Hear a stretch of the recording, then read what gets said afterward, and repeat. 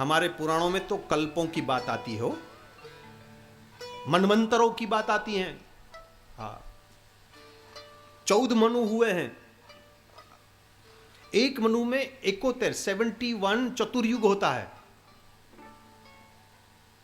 कितने बार ये घटना घटती रही। आपने कभी अनुभूत किया होगा हो, कहीं जगह पर आप बैठे हो या कहीं जा रहे हो या कुछ भोजन कर रहे हो या किसी से वार्तालाप कर रहे हो, आपको ऐसा लगेगा कि ये हो चुका है,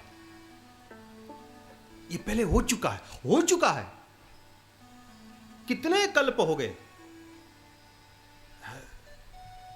तो एक सवाल ये होता है कि ये भगवान सर्जन करना और विसर्जन करना ये क्यों करता है? बनाना बिगाड़ना, बनाना बिगाड़ना, घट बनाना, घट को फोड़ना, घट बनाना, घट को फोड़ना।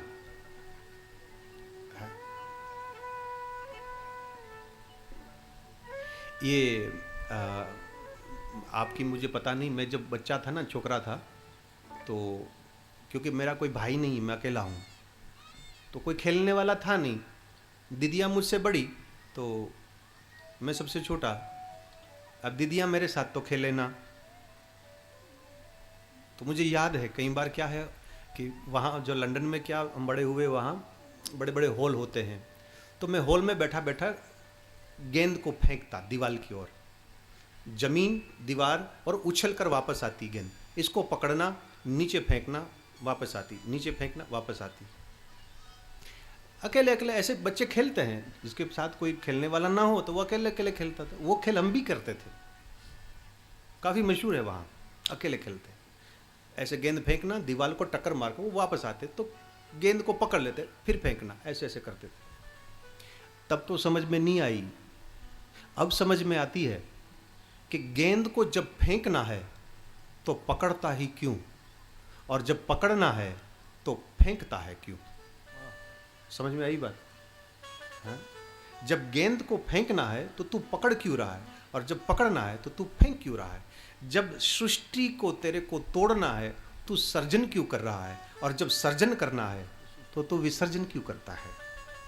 ठीक तरह से जब हम बच्चे होकर अकेले खेलते थे, वैसे ही वेदांत में आता है एको ब्रह्म द्वितीय नास्ति, वो एक ही है और अकेला, इनके साथ तो कोई खेलने वाला है ही नहीं। जैसे मैं बच्चा था और गेंद से खेलता था, ठीक उसी तरह से वो भी खेलता है। ये भी गेंद को फेंकता है, पकड़ता है, फेंकता है, पकड़ता है। सर्जन करना, विसर्जन करना, सर्जन करना, विसर्जन करना है। तेरी लीला सबसे न्यारी न्यारी, हरी हरी। तेरी लीला सबसे न्यारी न्यारी, हरी हरी। नारायण हरी हरी। तेरी महिमा सबसे न्यारी न्यारी, हरी हरी। तेरी महिमा सबसे न्यारी न्यारी, हरी हरी। तेरी महिमा सबसे न्यारी न्यारी, हरी हरी। तेरी महिमा सबसे न्यारी न्यारी, हरी हरी। श्रीमन्नारायण नारायण हरि हरि। श्रीमन्नारायण नारायण हरि हरि। श्रीमन्नारायण नारायण हरि हरि। श्रीमन्नारायण नारायण हरि हरि। हरि हरि हरि हरि। हाँ हरि हरि। हरि हरि। तापत्र विनाशाय। ये भगवान वेदव्यास जी ने जब ये लिख दिया है कि तीनों ताप को नाश करने वाला, इसका अर्थ ये होता है कि तीनों ताप जगत में है, नहीं तो ये महापुरुष नहीं लिखते। वैसे तो आदि व्याधि उपाधि, आदि दैविक, आध्यात्मिक, आदि भौतिक, हमारी भाषा में आदि व्याधि उपाधि। आदि का अर्थ होता है वस्तु, विषय और व्यक्ति के अभाव। इसकी वजह से दुख होता है, इसको आदि कहते हैं। यानी पैसा नहीं तो दुखी, गृहस्थी है बेटा नहीं दुखी,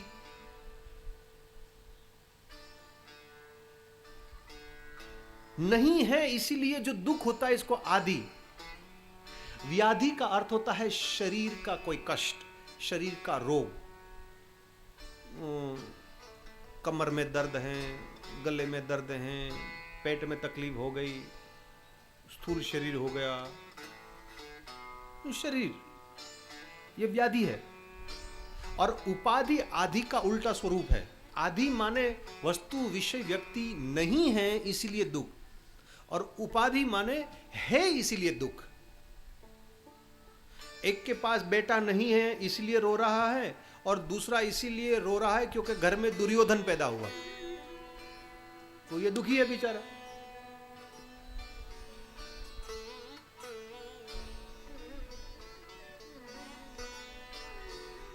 एक को इसीलिए दुख है कि सबसे आगे या मंच के ऊपर बैठना नहीं मिला। बाकी कुछ लोगों को यह भी तकलीफ हो जाती कि अब मंच के ऊपर बैठ तो गए, जब तक 6 नहीं बजेगा तब तक ये छोड़ेगा नहीं, तो दुखी, ये भी दुख है। समझ गए? आदि व्याधि उपाधि, ये 3 चीज, इसको परमात्मा नाश करे, दूर करे। ये इनका स्वभाव है प्रभु, ये इनका स्वभाव है।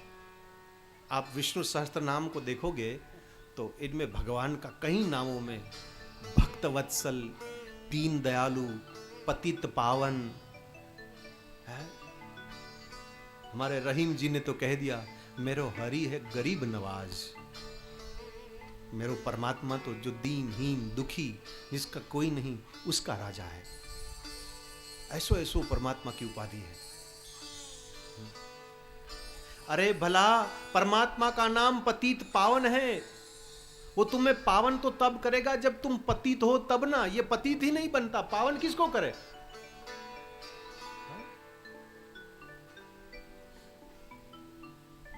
पाप नाशक है, बाकी ये कहता ही नहीं कि मैं पापी हूं, तो नाश कैसे करेगा तुम्हारा पाप? कम से कम कबूलात तो करें हम। श्री कृष्णाय वयम नमः। संस्कृत में वयम बहुवचन है, हो आप सब जानते ही होंगे। अन्य भाषाओं में एक वचन, द्विवचन, बस ये होता है।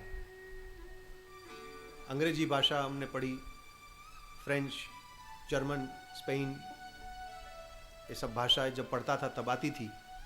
तो एक वचन है, द्विवचन है, बहुवचन नहीं है इसमें। संस्कृत भाषा समृद्ध है मेरे भाई।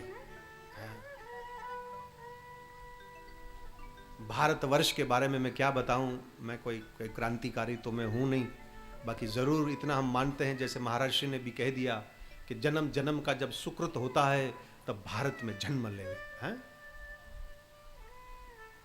दुर्लभ हो भारत जन्म, शास्त्र ने हमको कह दिया भारत में जन्म लेना दुर्लभ है। इसका कारण है, जब ये पंडितों पूजा आप करवाते हो ना, तब वो संकल्प करवाएंगे, और इनमें आता है आर्यावर्ते भरत खंडे। आर्य शब्द कोई जातिवाचक नहीं है। आर्य का अर्थ होता है जहां धर्म की सुविधा है। भारतवर्ष जो है वो कर्म भूमि है, भारत को छोड़कर बाकी सब जो है वो भोग भूमि है। अन्य क्षेत्र कृतम पापम धर्म क्षेत्र विनश्यति। और जगह पर और देशों में तुम पाप करो, यहाँ गंगा जी में आकर स्नान करो। हमें बड़ी प्रसन्नता आई हो, मैं क्या बताऊं आपको। आपके यहाँ गंगा मैया का दर्शन किया हमने, बड़ी प्रसन्नता हुई। जो स्नान किए तो बड़ी खल खल खल बह रही हैं, बहुत शुद्ध हैं, मन प्रसन्न हो जाता है। भारतवर्ष का तो नहीं, मैं तो कहूँ, मैं अभी अभी फॉरेन में था तो टेलीविज़न वालों ने वहाँ से भी, मौनी अमावस्या थी ना, अभी शाही स्नान था सोमवार को, तो गंगा जी के बारे में और शाही स्नान के बारे में हमसे पूछा, तो हमने तो कह दिया ये केवल भारतवर्ष का नहीं, मानव जाति का गौरव है। जब तक गंगा बह रही है तब तक अभी भी हमारे जैसे पापियों के पास आशा है कि माँ हमको पाप से मुक्त करवाएगी। है? बच्चा माँ के पास नहीं तो और किसके पास जाएगा भला? है? बच्चा माँ के पास ही तो जाएगा ना। गंग सकल मुद मंगल मूला, गंग सकल मुद मंगल मूला गंग सकल मुद मंगल मूला गंग सकल मुद मंगल मूला सब सुख करनी हरनी सब सूला सब सुख करनी हरनी सब सूला सब सुख करनी हरनी सब सूला सब सुख करनी हरनी सब सूला नमामि गंगे प्रणामि गंगे नमामि गंगे प्रणामि गंगे नमामि गंगे प्रणामि गंगे नमामि गंगे प्रणामि गंगे भागीरथी गंगे नमामि गंगे भागीरथी गंगे प्रणामि गंगे भागीरथी गंगे प्रणामि गंगे भागीरथी गंगे प्रणामि गंगे हर हर गंगे नमामि गंगे हर हर गंगे नमामि गंगे हर हर गंगे नमामि गंगे हर हर गंगे नमामि गंगे आर्यवर्ते भरतखंडे आर्य अर्थ जहां धर्म की सुविधा है जहां मोक्ष का दरवाजा है। देखो भाई ये कई लोग जो है ना भारतवर्ष में भी सुख के लिए सुविधा के लिए कपड़े के लिए रोटी के लिए दवा के लिए धर्म परिवर्तन भले करते हो, बाकी जब ब्रह्म की प्राप्ति करनी हो तो वेद और उपनिषद के पास आके बगैर तुम्हारा कोई चारा नहीं मेरे भाई, यहां तो आना ही पड़ेगा। बिना वेद उपनिषद तुम्हें ब्रह्म की प्राप्ति हो ही नहीं सकती। ब्रह्म मिल सकता है, ब्रह्म नहीं मिल सकता है महाराज। हाँ, आर्यावर्ते माने जहां षड ऋतुओं समय समय पर आती हैं। बाकी देशों में 4 ऋतु होती है महाराज, यहां 6 ऋतु है। हाँ। और क्या नियम इस देश का, भारत के ऋषि जब प्रार्थना करता है, और धर्मों की प्रार्थना भी मैं जानता हूं, करता भी हूं, ऐसा नहीं मैं नहीं जानता हूं, वहां प्रदेश में विदेश में हम बड़े हुए हैं। बाकी कोई मजहबो अपने को छोड़कर दूसरे का कभी विचार नहीं करता। भारत का ऋषि जब प्रार्थना करता है तो वो केवल भारतवासियों के नहीं, जीव मात्र के लिए वो प्रार्थना करते। सर्वे भवन्तु सुखिना सर्वे सन्तु निरामया। ये केवल मेरे जात वाले, मेरे धर्म वाले, मेरे मजहब वाले नहीं, सबकी सोच हमारे पास है। ये केवल आर्यावर्ते भरतखंड में होता है मेरे भाई। सबकी स्वीकृति, कोई भी हो, यहां सुस्वागतम, यहां हमारी रीत है सुस्वागतम। और भारत को छोड़कर सीधा लिखा जाता है नो एडमिशन विदाउट परमिशन, बिना मंजूरी तुम्हें प्रवेश नहीं मिलेगा। यहां तो सुस्वागतम, चाहे कोई भी हो, दुश्मन भी आवे तो उनके लिए भी तो दरवाजा खुला है। भारत देशो विभूषित वेशो विशेष विलासा। क्या बतावे इस देश के।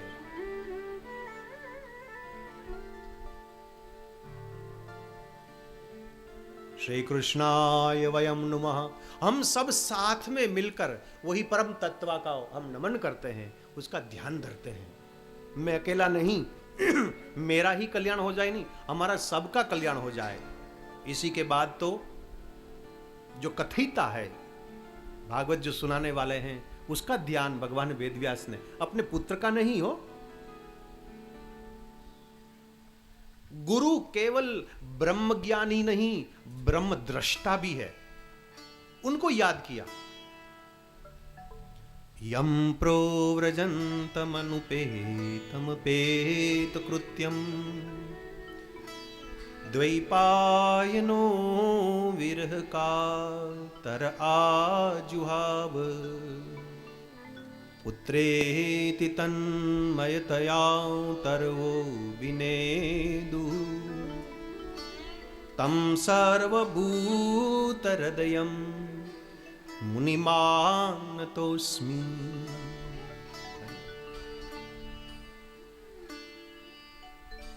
ये जगत गुरु है, केवल ज्ञान देने वाला नहीं है। शिक्षक में और गुरु में अंतर यही है, शिक्षक सिखाता है, गुरु दिखाता है, बस इतना अंतर है। हमारी गोपी जो है ना, जहां तक हमारा पुष्टि मार्ग का कहना है, पुष्टि मार्गियों के लिए आचार्य जो हैं वो गोपियां हैं।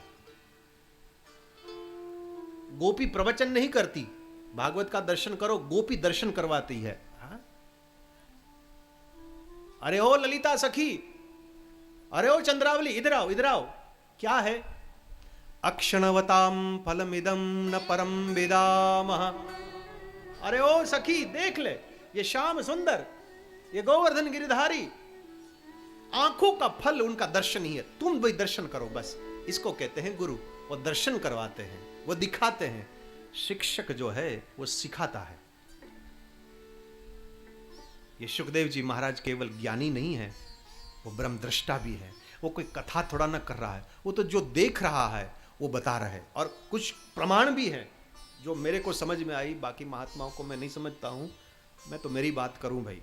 भागवत में ऐसी ऐसी बात आई है कि बिना देखे आप ये बोल ही नहीं सकते।